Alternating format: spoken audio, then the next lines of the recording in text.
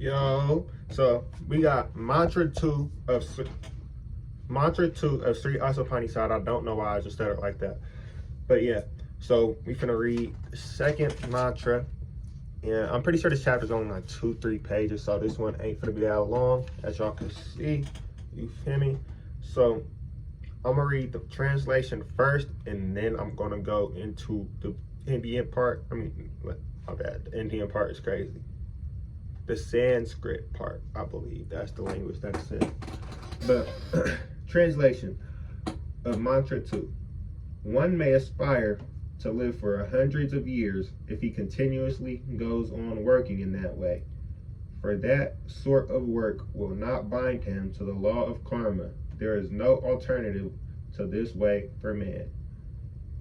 Karma eveha karmani Jijivesek Chatam Sama Ivam Tivayi Naniyateto Sti Nakarma Lepatayate Nade.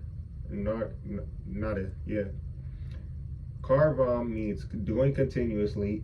Eva means thus. Iha means during the span of this lifetime. Karmani means work. Gigi Veset means one should desire to live.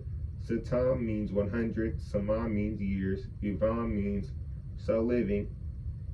Tavayi means unto you. Na means no. Anyata means alternative. Ita means from this path. Asti means there is. Na means not. Karma means work. Lipayate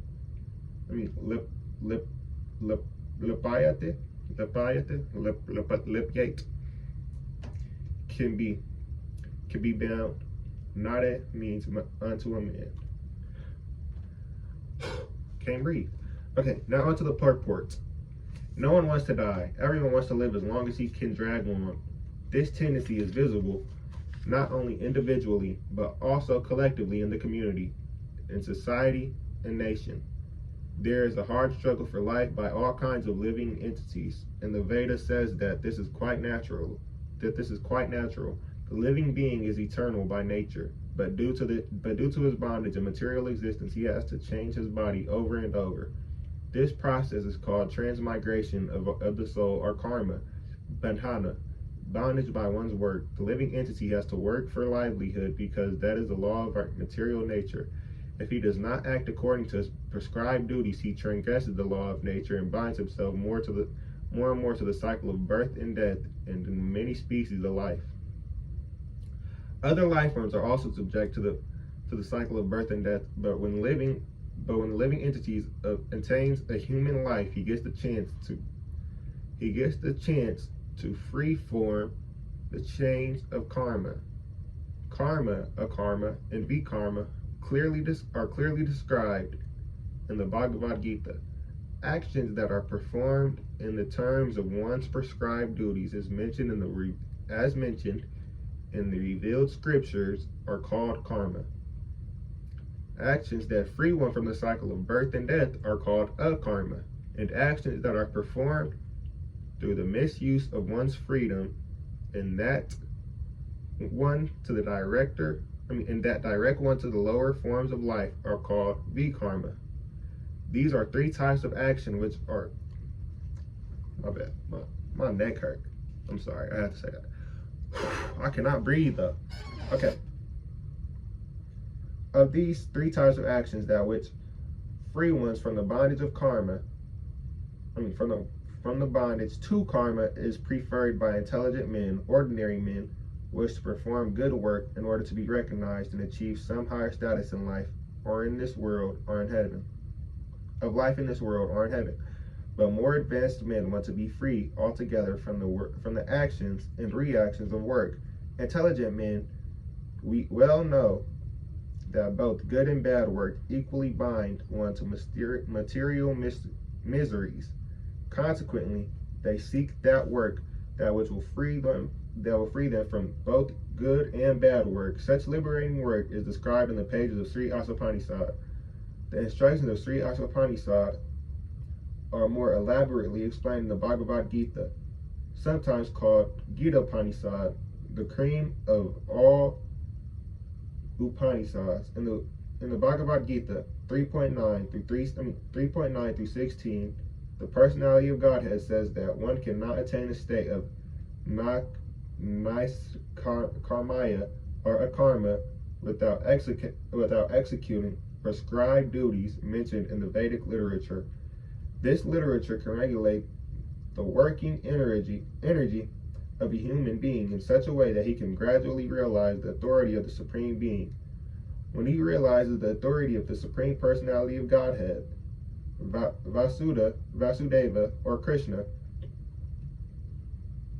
it is to be understood that he has attained the stage of positive knowledge.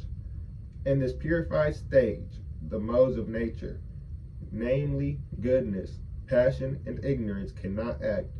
He is able to work on the basis of nice karmaya. Such work does not bind him to the cycle of birth and death. Factually, no one has to do anything more than render devotional service to the Lord. However, in the lower stages of life, one cannot immediately adopt the activities of devotional service, nor can one completely stop fruitive work. A conditioned soul is accustomed to working for the sense gratification for its own self-interest, immediate or extended. An ordinary man works for his own sense enjoyment, and when this principle of sense enjoyment is extended to include his society, nation, or humanity in general, it assumes various attractive names such as altruism, socialism, communism, nationalism, and humanitarianism. These isms are certainly very attractive forms of bandhana, karmic bondage, but the Vedic instructions of Sri Isopanisad is that if one wants to actually live for above any of the isms, he should make them God-centered. There is no harm in becoming a family man or an altruist or a socialist or a communist or a nationalist or a humanitarian, provided that one executes his activities in relation with Isavasya, the God-centered perception. In the Bhagavad Gita 2.40, Lord Krishna states that God-centered activities are so valuable that just a few of them can save a person from the greatest danger.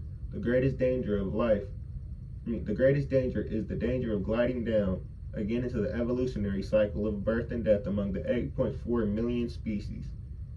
If somehow or another a man misses the spiritual opportunity afforded by his human form of life and falls down again into the evolutionary cycle, he must be considered most unfortunate. Due to his affective senses, a foolish man cannot see that this is happening. Consequently, Sri Isopanisad advises us to exert our energy in the spirit of Isavasya. Being so engaged, we may wish to live for many, many years. Otherwise, a long life in itself has no value. A tree lives for hundreds and hundreds of years, but there is no point in living a long time like trees, or breathing like bellows, or begetting children like hogs and dogs, or eating like camels. A humble God-centered life is more valuable than a colossal hoax of life dedicated to godless altruism or socialism. When altruistic activities are executed in the spirit of Sri Isopanisad, they become a form of karma yoga.